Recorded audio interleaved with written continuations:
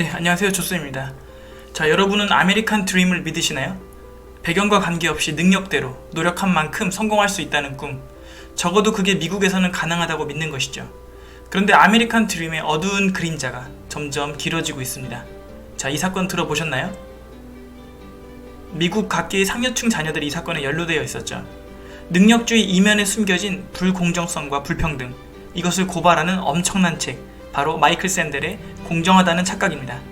우리가 이 책을 읽어야 하는 이유는 한국 사회가 어떤 면에서 미국 사회와 판박이기 때문이죠.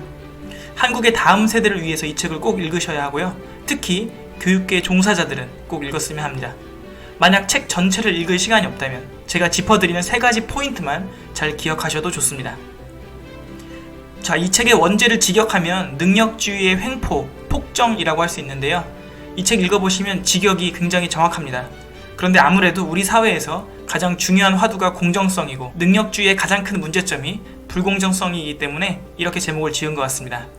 이 책은 무려 400페이지가 넘는데 사실 디테일한 통계나 전문가의 인용이 너무 많습니다.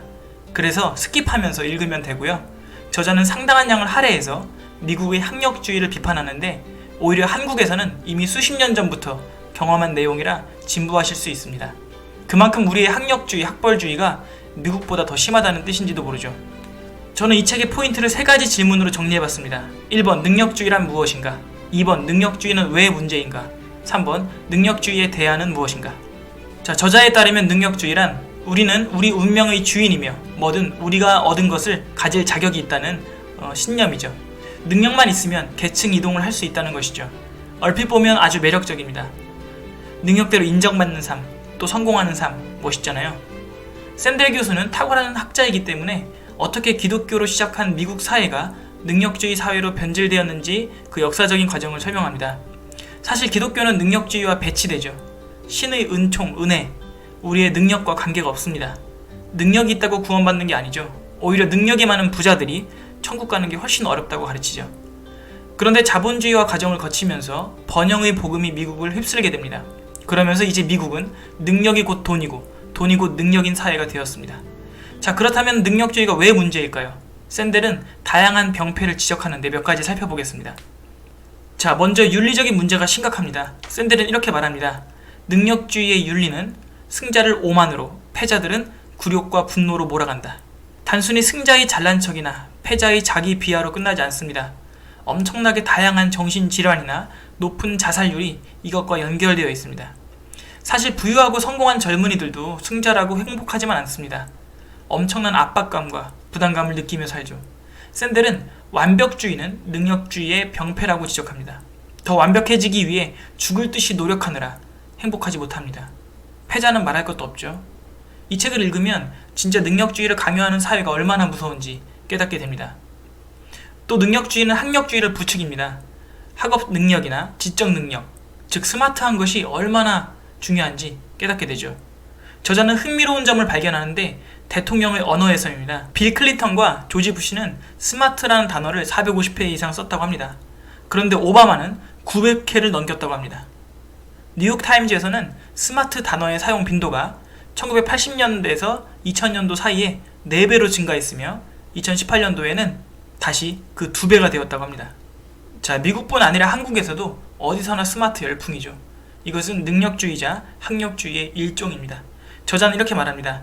스마트한 사람이 결정하고 일반 시민들이 토론과 결의하는 문제를 배제하는 것이 옳다고 여겨지기 마련이다. 일반인들은 소외되는 것이죠. 그리고 능력주의의 가장 큰 문제점은 불평등 문제입니다. 저자는 이렇게 말합니다. 능력주의의 이상은 불평등을 치유하지 않는다. 오히려 불평등을 정당화하려 한다. 능력이 인간의 존엄성보다 더 인정받는 사회, 우리는 과연 그러한 사회에서 살고 싶을까요? 그런 사회에서 사회적 약자들은 숨을 쉴 수 있을까요?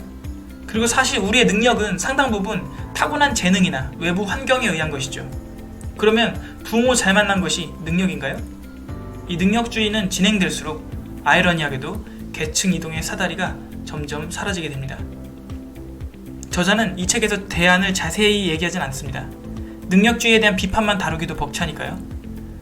저자는 기본적으로 능력보다 공동선을 중시 여깁니다. 쉽게 말하면 다 함께 행복한 사회를 꿈꾸는 거죠.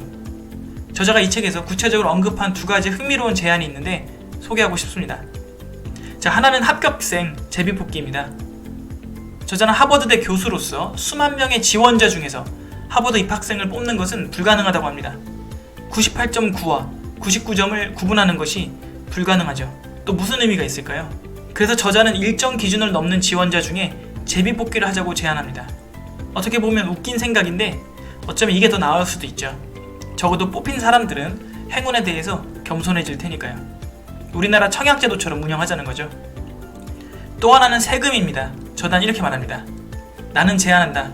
급여세의 전부 또는 일부를 없애는 대신 금융거래세를 일종의 죄악세로 신설하여 투기 행위를 억제하는 방안을 토론의 주제로 삼을 것을. 너무 공감되죠? 피땀 흘려 노동해도 투기로 얻는 수익을 절대 이길 수 없습니다. 노동한 자들은 정직하게 세금을 다 냈는데 불법으로 번 자들은 내지 않죠. 능력주의는 결국 기득권자들이 약자들에게 강요하는 불공정한 게임입니다. 능력보다 인간의 존엄성과 공동선이 중시되는 사회에 살고 싶습니다.